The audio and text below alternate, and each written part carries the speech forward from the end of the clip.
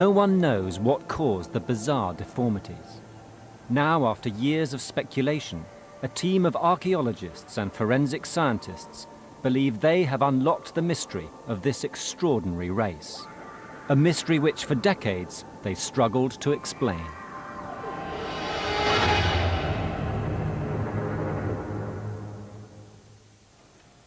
Giuseppe Orefici, from the Italian Center for Pre-Columbian Archaeology, has been studying the Nazca skeletons for the last 20 years. Many of the Nazca burial sites have been looted. The valuable textiles and jewelry have been stolen. But the skulls still have a remarkable story to tell. We've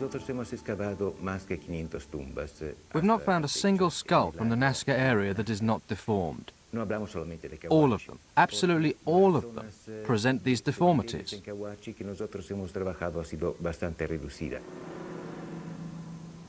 Many of them have ended up in the largest collection of skulls in the world. The cranium room at the National Anthropology Museum in Lima, Peru, contains over 10,000 specimens, alongside forensic reconstructions of how some of them might have looked. Some are pure cone heads.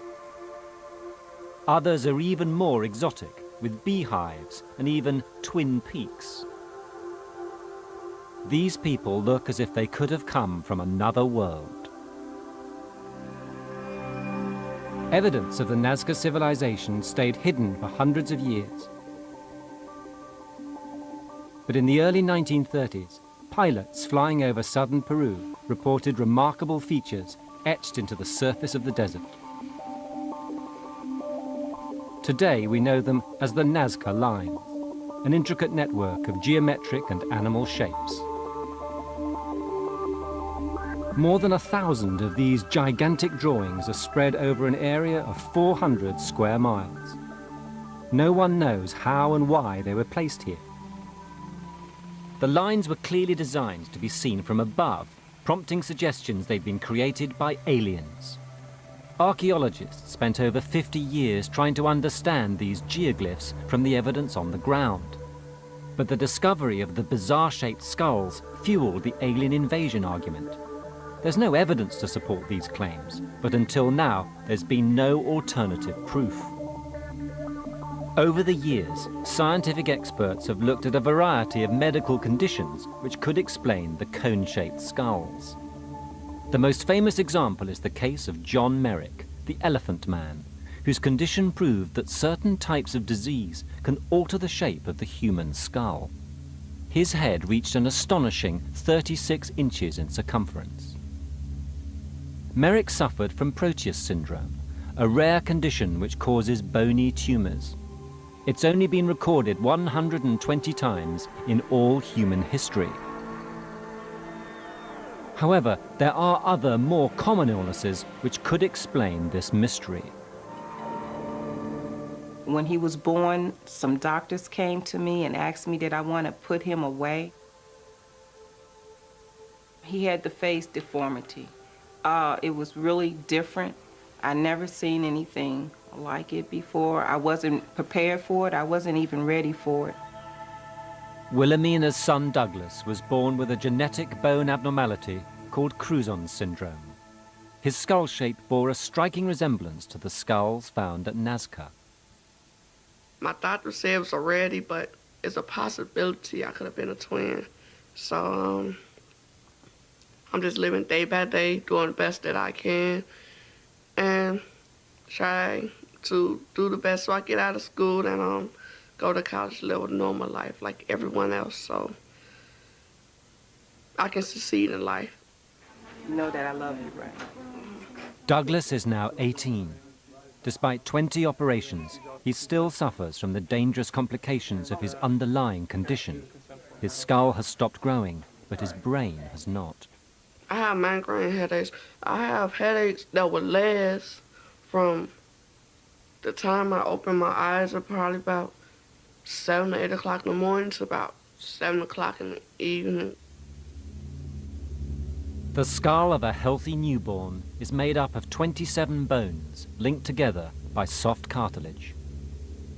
During the first year of life, the bones grow to replace the cartilage and start to fuse together. They continue to fuse until we're 18 years old. But if this process happens too early, the results can be catastrophic. Douglas is being treated at Chicago Children's Hospital by neurosurgeon Dr. David Frim. In the front, they were closed when he was born, and so his skull was quite wide, as well as the orbits of the eye, the area where the eyes are, and the rims above the eye, they were all mal-shaped, and his eyes were quite far apart.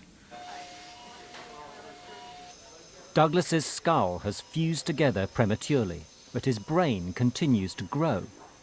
The pressure results in crippling headaches. If left untreated, it can be fatal. They're planning on increasing my forehead so that my brain can have more space in my skull. Without modern surgery, the Nazca would have died if they'd had this disease. I'm just praying that this surgery be my cure and that God heals me. So could Cruzon syndrome be the explanation for the cone-shaped skulls of the Nazca? CT scans of the skulls of people with Cruzons show the telltale signs of premature fusing. But when the medical experts analyzed the Nazca skulls in the same way, they appeared to be normal. No headache, no buzzing. In Dr. Frim's surgery, there's another patient whose condition could lead to skull distortion like that of the Nazca. Young Jesus has hydrocephalus, an inherited disease which could have affected the Nazca. His spinal fluid is being produced faster than his body can dispose of it. Without treatment, the heads of children with this disease continue to grow. Some of them literally couldn't get out of bed because their heads were so big compared to their bodies, they couldn't lift their heads up. It's possible this genetic abnormality could have affected the entire Nazca population. We had to implant a shunting device, so a plastic tube like this into the brain ventricles. Today, a simple surgical procedure can drain excess fluid from inside the skull. If this is in your head, then there's this much of it curled around inside you. If the Nazca were suffering from hydrocephalus, they would have been desperate to find a way of relieving the resulting pressure on their brains, and there's evidence that they did just that. These holes are the result of trepanning, the ancient practice of cutting holes in the skull to relieve pressure on the brain. John Verano is a physical anthropologist and leading expert on trepanning. He's made a detailed study of the cone-shaped skulls. It was not recognized as being done by prehistoric people until the 1860s, when a skull was presented to the Anthropological Society of Paris. And it was an Inca skull, and it had a hole much like this. It was in the forehead, but it was pretty much identical to this one. And what was so exciting was that it had some evidence of reaction around it, indicating it was done when the person was alive and that they had lived for a short time afterwards. The Nazca had developed the oldest form of surgery yet known in order to cure head injuries and disease. Healing around the trepanations showed that a remarkable 75% of patients had survived the procedure. The ancients appeared to have achieved their success using simple disposable tools. Trepanation proves the Nazca were treating some kind of medical problem, but the vital evidence, the brain itself, was missing. However, a technique's now been developed which allows us to recreate the missing brain tissue and see whether the hydrocephalus theory is correct. This is from a normal specimen. I would estimate the cranial capacity to be about 1,500 cc's.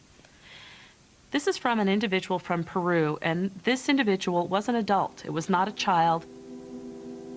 Valerie O'Loughlin has developed a technique for identifying brain disease by analysing the interior surface of the human skull. Using wax and latex, she makes a mould of the inside. The latex captures the veins and internal structure of the brain of each individual. She's looking for an abnormal pattern of veins which will point to hydrocephalus. But after examining several skulls, she concludes that the brains inside had been normal. The cone-shaped skulls did not belong to hydrocephalus sufferers. And after examining over 600 Nazca skulls, John Varano also concluded that there was another, far more likely explanation for trepanation. In Peru in particular, some early researchers noticed, and it's been confirmed since through my studies and others, that there often is a skull fracture associated with these, and it's a practical way to relieve pressure from broken-in fragments, a way to drain hemorrhages, basically to deal with head wounds. The lack of a medical explanation for the cone-shaped skulls was beginning to frustrate the archaeologists. But ironically, it was another missing piece of evidence which produced the breakthrough they were looking for. It came from inside the ruins of Nazca's ancient city of Quache.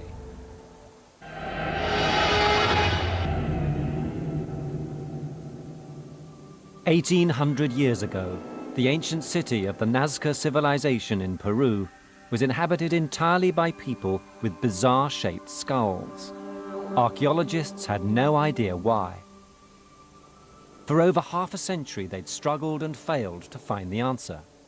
Medical science had proved only that the deformity was not genetic or brought on by disease. But now the archaeologists believed the answer could lie amongst the ruined buildings of the city itself. In the local Quechua dialect, these ruins are called Quache, or come and look.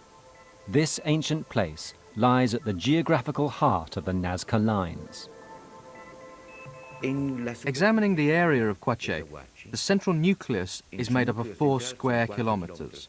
But taking into account the total extension of the city, it covers 24 square kilometers. This is the largest cultural center in the world made of adobe.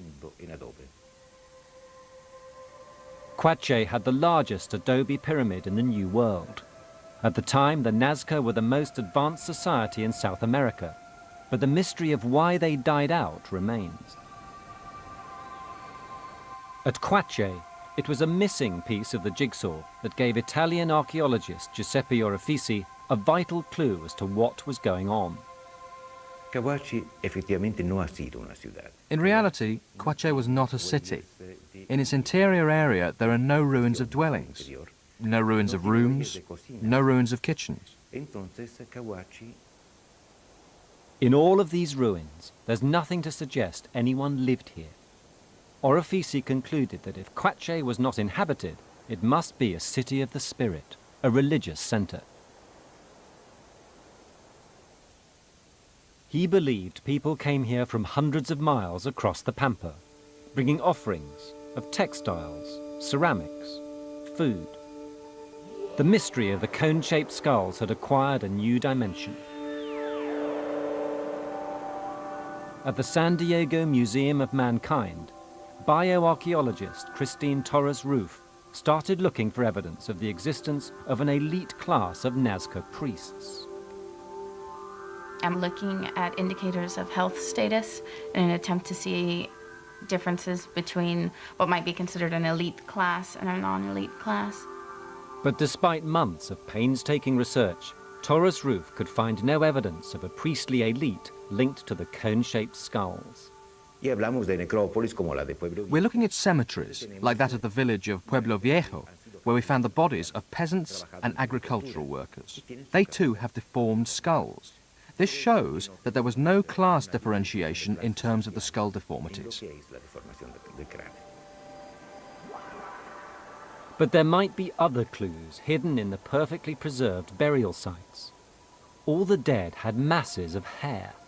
One body had dreadlocks almost 20 feet in length. This profusion of hair must have been used to create fantastic hairstyles that would have accentuated their already bizarre heads. On top of this, they wore elaborate headdresses. The desert environment ensured that many survive to this day. Perhaps the headdresses and the cone-shaped heads could somehow be linked. A tantalizing clue came from a truly modern practice. Yeah, but it looks like this is starting to get a bit tight. Pull that out a little bit. Yeah. Nowadays, parents tend to lay their babies on their backs to reduce the possibility of cot death. But this practice has caused a new condition, positional plagiopathy. Melanie, as you saw, is a lovely-looking child, but when she came to us, she had a problem that's become more and more common in this country in the last few years, that of molding of the back of her head from laying on it too much. Ready, 1, 2, 3, yep. Dr. Frim is using a plastic helmet to mold the child's soft skull back to its original shape. I know, you're awfully smart, because now you can take it off. Perhaps the Nazca Indians recognized and harnessed the malleability of the infant skull. When you're this young, your skull bones are almost paper thin.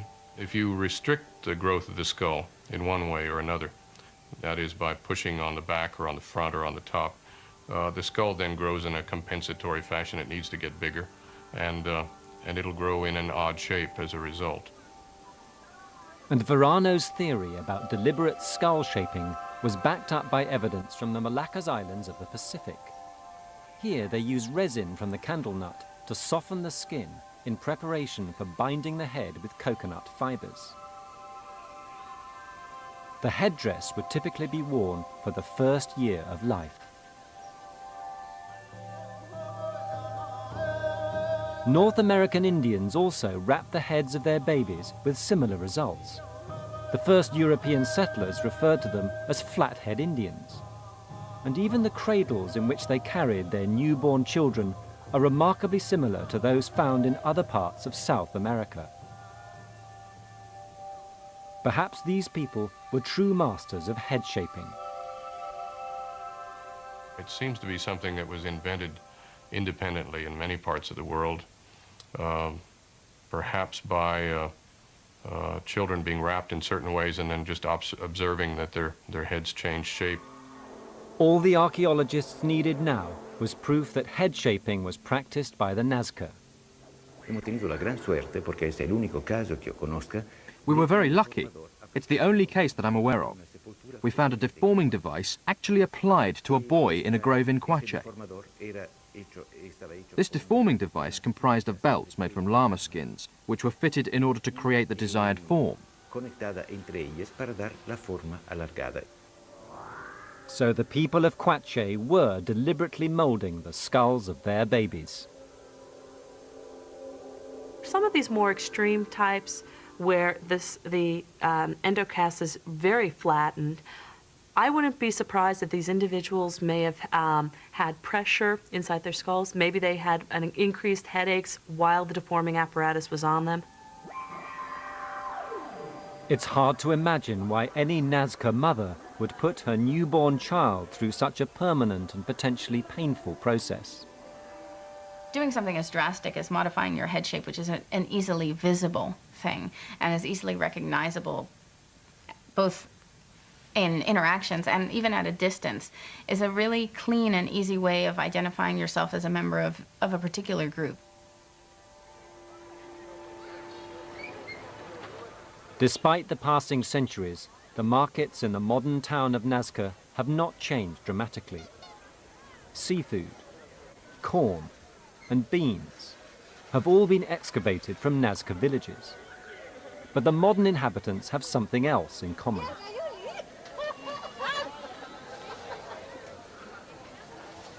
Once a week, farmers from the highlands come to sell their produce.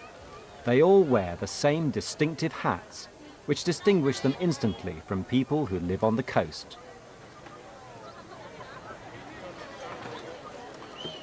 I think it is important in almost all societies to differentiate between the members of your particular population and the members of external populations for all kinds of exchange relationships, for any kind of alliances, and the development of your own kind of identity. It seems the people of ancient Nazca expressed their unique identity through the shape of their heads. Some forms of body alteration to establish a group identity are still practiced today. They raise the question of whether head binding could make a reappearance at some time in the future. I think it is a practice that could come back, only in the sense that it's so popular now to modify your body in different ways, piercing and tattooing and even trepanation, self-trepanation. Cranial deformation is not much more bizarre. The cone-shaped skulls were not signs of a disease that wiped out this civilization. Instead, they were a crucial part of ancient Nazca culture, a culture that bound this complex society together for nearly 1,000 years. 1,800 years ago, this landscape was green and fertile thanks to a sophisticated network of canals. The water allowed the Nazca to grow crops and nourish great forests and produce vast quantities of their distinctive pottery. Giuseppe Orefici thinks the demise of the Nazca may have more to do with pottery production than the shape of their heads. If we calculate that there are 2 million ceramics, which are held in world museums and private collections, we would have to burn 400 square kilometers of forest to create that quantity of ceramics. So the Nazcas were also partly responsible for turning this area into a desert. Archaeologists have now established that many of the Nazca lines point to different sources of the commodity they valued above everything else, water.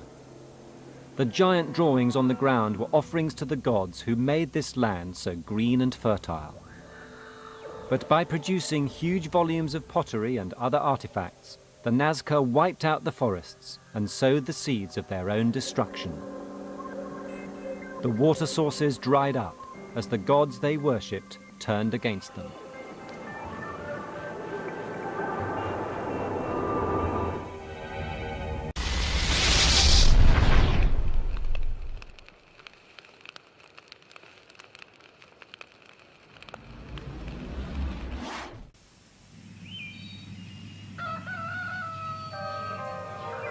The morning of August the 24th, AD 79, dawned bright and clear over the Roman cities that dotted the lush hills around the Bay of Naples. In the villas of Pompeii, citizens of a great empire slept serenely, unsuspecting. The elegant public baths were quiet. In the suburb of Oplontis, a young woman of some means slipped on her rings and went about her business. Strolling the sleepy, cobbled streets, an early riser may have cast a glance at the summit of Mount Vesuvius to the north and noticed a thin column of rising smoke, paying it little heed. But at the foot of the mountain, a woman awoke to find the dawn darkened by ash and sent a servant off to ask for help. By the time the note reached its destination, it would be too late. Modern-day catastrophes like these have taken a terrible toll, but have also proved a boon to scientists struggling to understand the last hellish hours of Pompeii.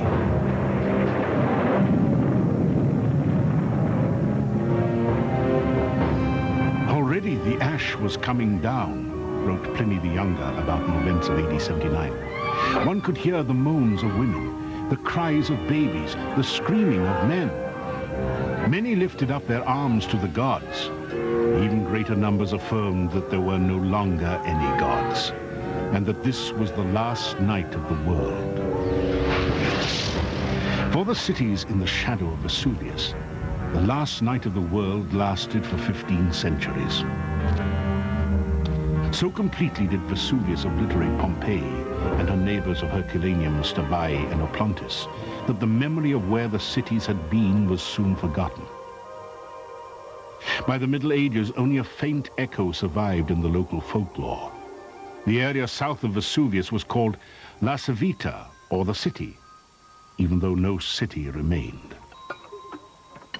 Then, in the late 1500s, Tunnel diggers ran across ancient inscriptions and walls in the ash. But it was not until 1748 that excavations began in earnest. The science of archaeology grew up here. What began as a race to collect classical art treasures for royal houses matured into a painstaking study of an ancient culture.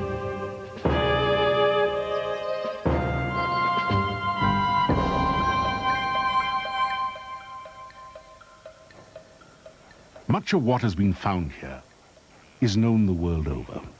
Its grand public places, elegant villas, stunning mosaics,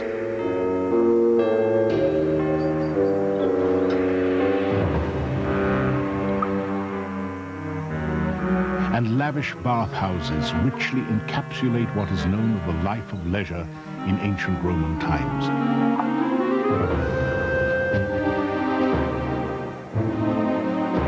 As do its exuberant self-portraits of sensual excess.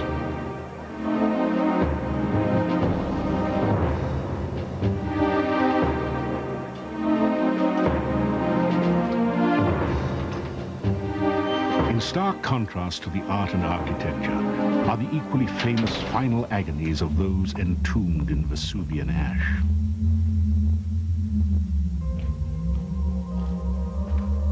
In the 1860s, archaeologist Giuseppe Fiorelli recognized that many of the human remains being excavated were found in hollows, which he thought might actually contain the outlines of the victims.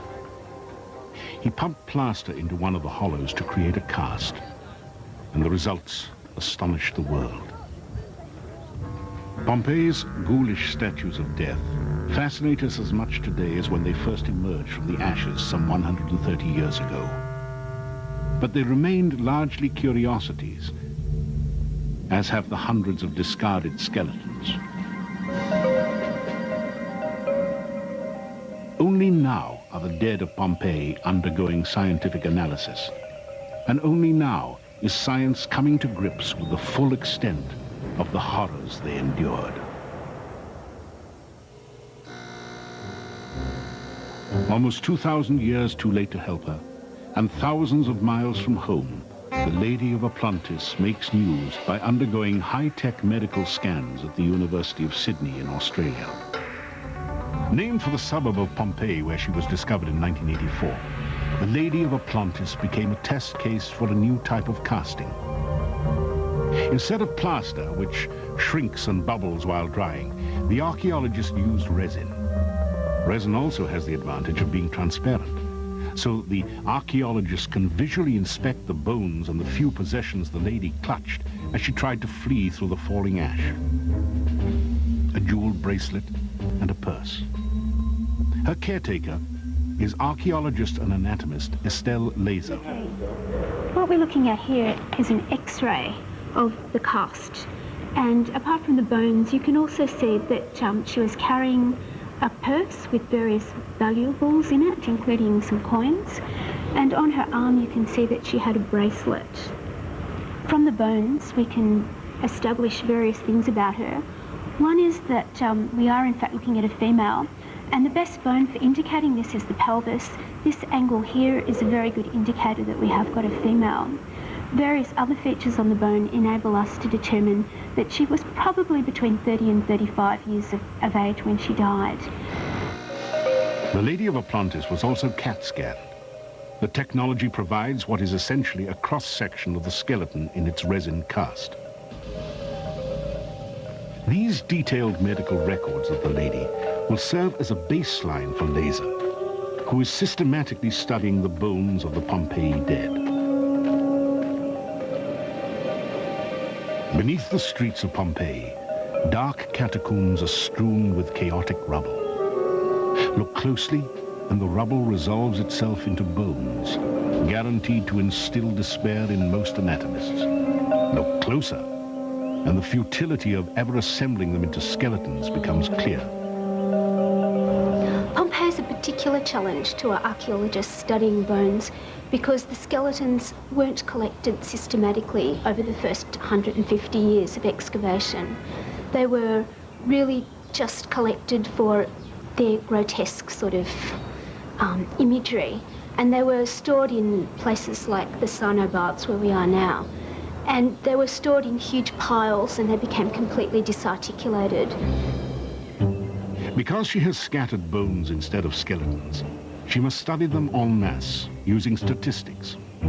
Under mathematical scrutiny, piles of left and right leg bones, left and right pelvises, and rows of skulls yield a picture of the average Pompeian.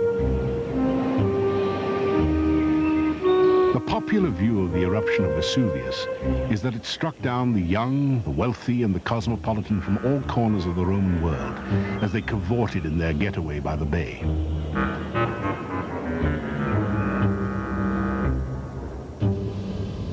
But statistical analysis of the piles of bones has yielded a very different picture. Up until fairly recently, well, this study, in fact, there had been no systematic study of the human skeletal remains in Pompeii. But people had written a lot about the population of Pompeii. They'd always assumed that it was a heterogeneous, that is, a mixed population, because Pompeii was a river port. And they'd always assumed that the people who became victims were the old, the infirm, the very young, and women. And this is the first time we could actually test this information. Laser has found a large number of genetic traits in these bones that suggest that the population was not cosmopolitan, but rather made up of fairly closely related people. The skulls frequently have an extra bone, and the canine teeth often have 2 roots instead of the usual 1. Another likely genetic link can be found on the insides of the skulls. About 10% of them show benign tumors, whereas a normal skull is smooth inside. This is the signature of a syndrome called hyperostosis frontalis interna, or HFI. And it is this finding that brought Laser's work an unexpected reception.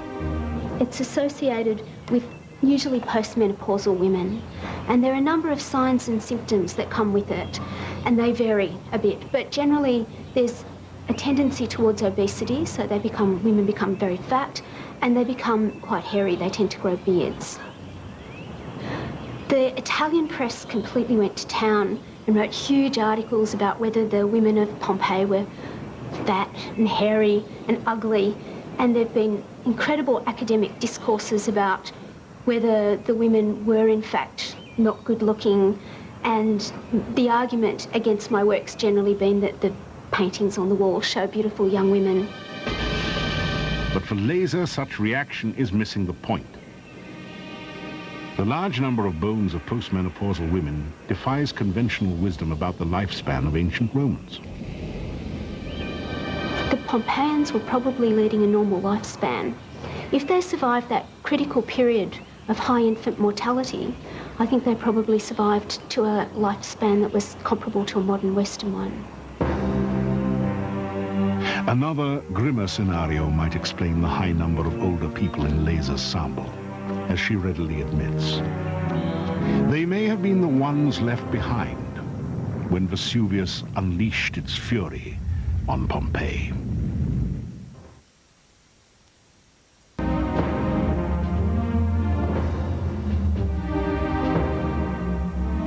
In AD 79, Vesuvius did not erupt completely without warning, as has often been portrayed. 17 years earlier, a violent earthquake shook the area, and sporadic smaller quakes probably occurred more and more frequently as the fatal day arrived. In the days before the eruption, wells and springs ran dry. Those with the means, the resort population, may have packed up and gone to their safer primary residence.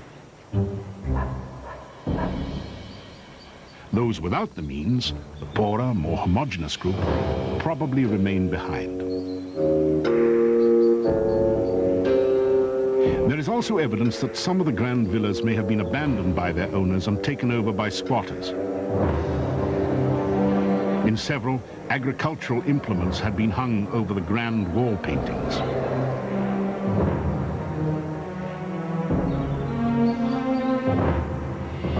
August the 24th, AD 79.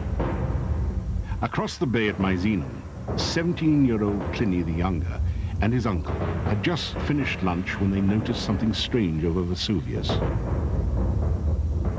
Its general appearance can best be expressed as being like an umbrella pine, for it rose to a great height on a sort of trunk and then split off into branches, wrote the 17-year-old Pliny, whose account would go down in history as the first eyewitness report of a volcanic eruption. To those of us in the 20th century, the Italian umbrella pine is eerily suggestive of something unimaginable to the Pompeians. The mushroom cloud, icon of enormous power and signature of the atomic age. In fact, the study of nuclear explosions has helped geologists decipher the physics of the explosive eruptions, such as the one at Mount St. Helens in 1980. These eruptions, in turn, have helped animate Pliny's account of Vesuvius for volcanologists, like Haraldur Sigurdsson of the University of Rhode Island. The main eruption, which began just after noon on the 24th of August, was a very large explosive eruption and sent out a column of ash and pumice to a great height in the atmosphere, probably up to about 20 miles. And this ash plume up into the atmosphere then was dispersed by the wind, carried to the south and southeast, right over Pompeii. In Misenum, Pliny's uncle had already decided to take a closer look when a panicky message arrived from a lady friend at the foot of Vesuvius. Pliny the Elder, a man of gallantry and with an encyclopedic knowledge of natural history, was also an admiral of the Roman fleet. Their scientific excursion turning into a rescue operation, both Plinies bravely set off across the bay by ship. Only one of them would return. The rain of pumice and ash accumulated on the streets of Pompeii at the rate of about a foot every 2 hours. It was not in itself deadly, but by evening it had crushed most of the roofs in the city. Help was no longer on the way. The ashfall forced Pliny's rescue mission to head south to help those at Stabai instead. The Pompeians fled from their collapsing homes into the streets, not knowing that the worst was yet to come.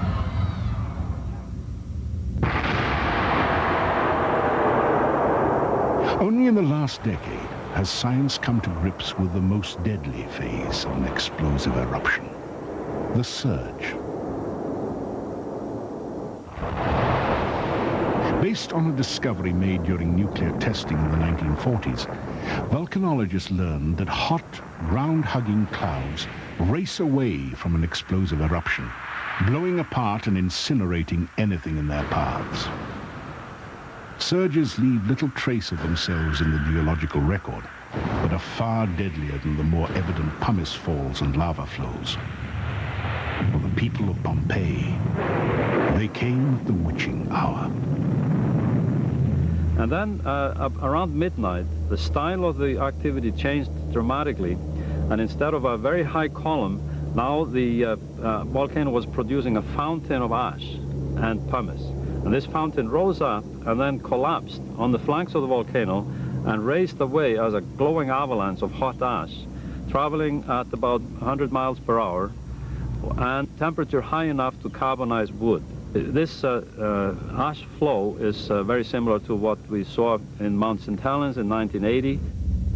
No fewer than 6 of these glowing avalanches raced away from Vesuvius over the next few hours as the mountain repeatedly exploded and collapsed on itself. The first of these incinerated everyone in Herculaneum, a town some 2.5 miles closer to the foot of the mountain. The third reached the north wall of Pompeii, which saved the remaining Pompeians, for the moment. But in the suburbs to the north, the Lady of Oplontis was not so lucky. She and dozens of others were overcome as they took shelter from the onslaught. Thanks to the lessons learned at Mount St. Helens, we now have a clear understanding of her last frantic minutes.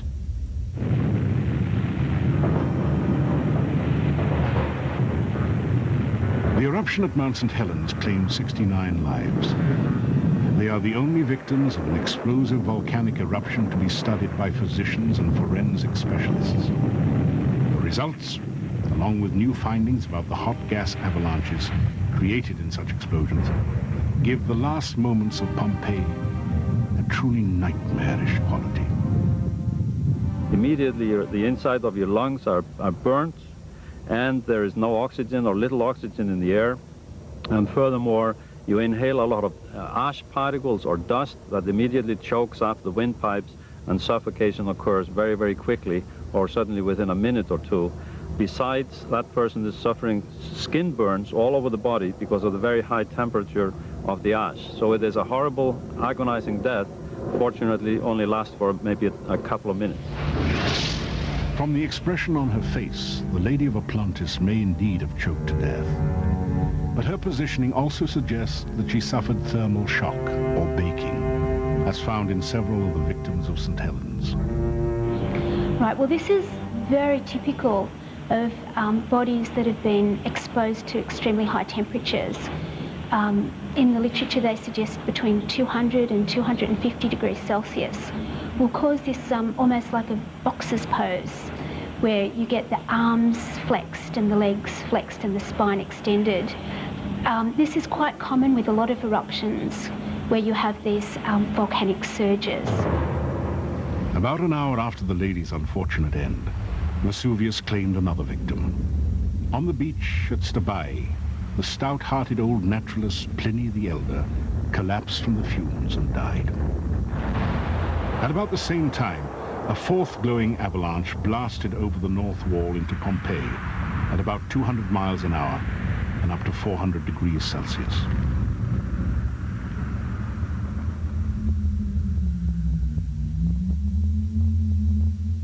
In the end, the remarkable human figures and skeletons of Pompeii may represent only a fraction of the toll claimed by Vesuvius, and many more may await the archaeologist's spades.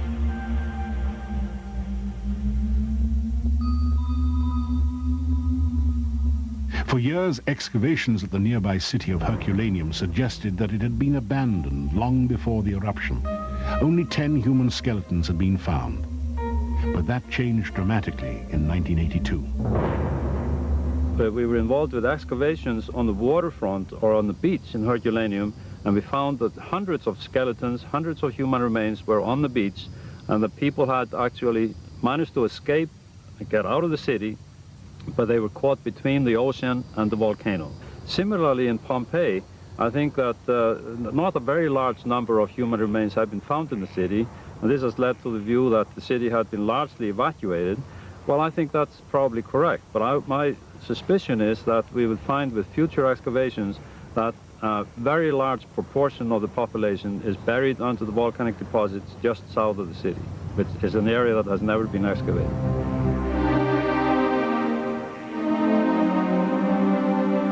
Giuseppe Rossellino, survivor of the small 1944 eruption, reminds us that nothing is certain about Pompeii.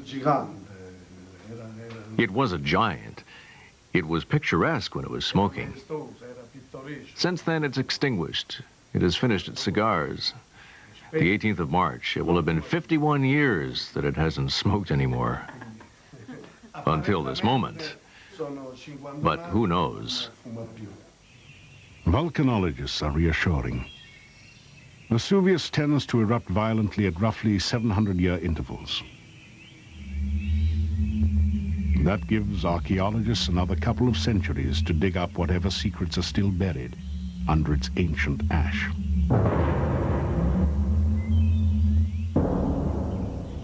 One remarkable testament to the lives of a doomed people are the graffiti found all over Pompeii. Thousands of personal messages scratched on plaster walls. They're filled with curses and praises for politicians, athletes, and friends, as well as advice on everything from love to table manners.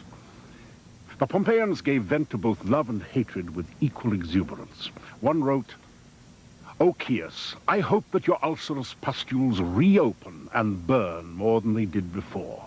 Another scratched, "He who loves should live. He who knows not how to love should die. And he who obstructs love should die twice." And of course, one prescient Pompeian wrote, "Nothing lasts forever."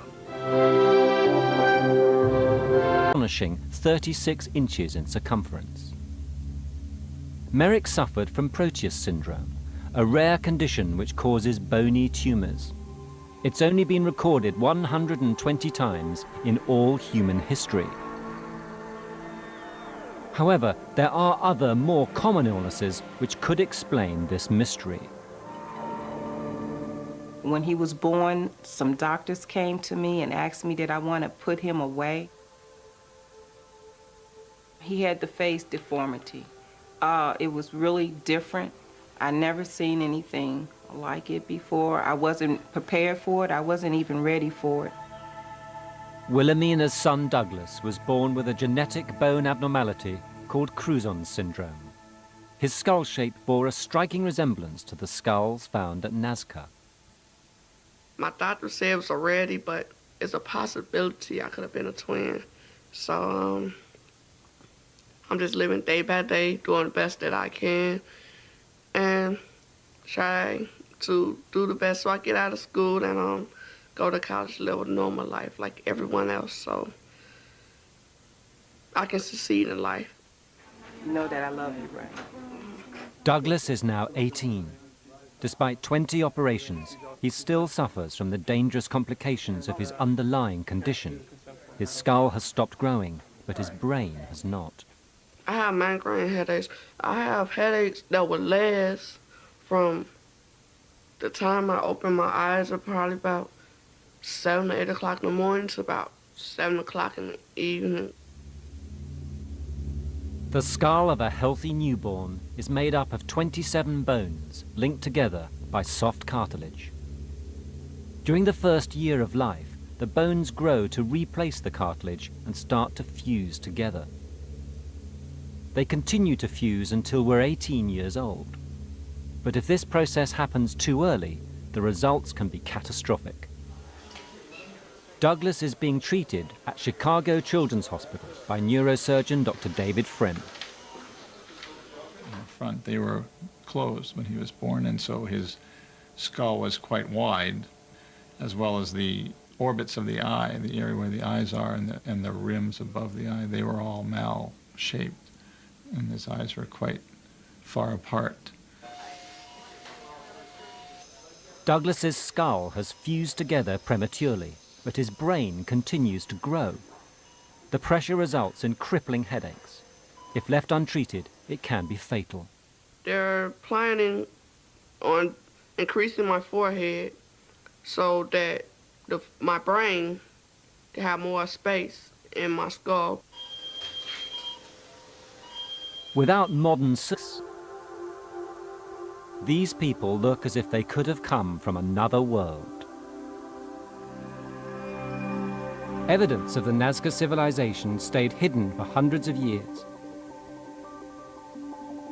But in the early 1930s, pilots flying over southern Peru reported remarkable features etched into the surface of the desert.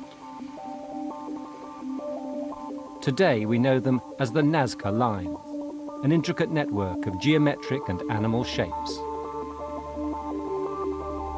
More than 1,000 of these gigantic drawings are spread over an area of 400 square miles. No one knows how and why they were placed here. The lines were clearly designed to be seen from above, prompting suggestions they'd been created by aliens. Archaeologists spent over 50 years trying to understand these geoglyphs from the evidence on the ground. But the discovery of the bizarre-shaped skulls fueled the alien invasion argument. There's no evidence to support these claims, but until now, there's been no alternative proof.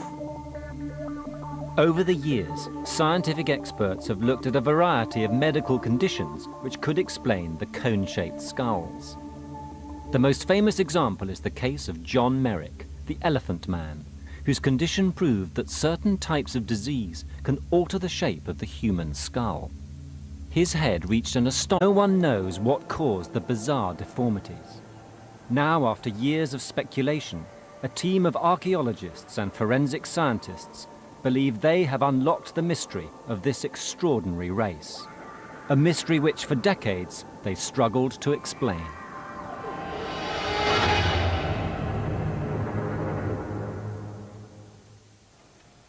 Giuseppe Orefici, from the Italian Center for Pre-Columbian Archaeology, has been studying the Nazca skeletons for the last 20 years. Many of the Nazca burial sites have been looted, the valuable textiles and jewelry have been stolen, but the skulls still have a remarkable story to tell. We've not found a single skull from the Nazca area that is not deformed. All of them, absolutely all of them, present these deformities.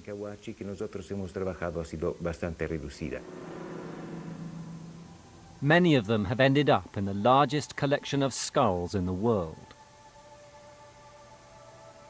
The cranium room at the National Anthropology Museum in Lima, Peru, contains over 10,000 specimens, alongside forensic reconstructions of how some of them might have looked. Some are pure cone heads. Others are even more exotic, with beehives and even twin peaks. Surgery, the Nazca would have died if they'd had this disease. I'm just praying that this surgery be my cure and that God heals me. So could Cruzon syndrome be the explanation for the cone-shaped skulls of the Nazca? CT scans of the skulls of people with Cruzons show the telltale signs of premature fusing. But when the medical experts analysed the Nazca skulls in the same way, they appeared to be normal. No headache, no buzzing. In Dr. Frim's surgery, there's another patient whose condition could lead to skull distortion like that of the Nazca. Young Jesus has hydrocephalus, an inherited disease which could have affected the Nazca. His spinal fluid is being produced faster than his body can dispose of it. Without treatment, the heads of children with this disease continue to grow. Some of them literally couldn't get out of bed because their heads were so big compared to their bodies, they couldn't lift their heads up. It's possible this genetic abnormality could have affected the entire Nazca population. We had to implant a shunting device, so a plastic tube like this into the brain ventricles. Today, a simple surgical procedure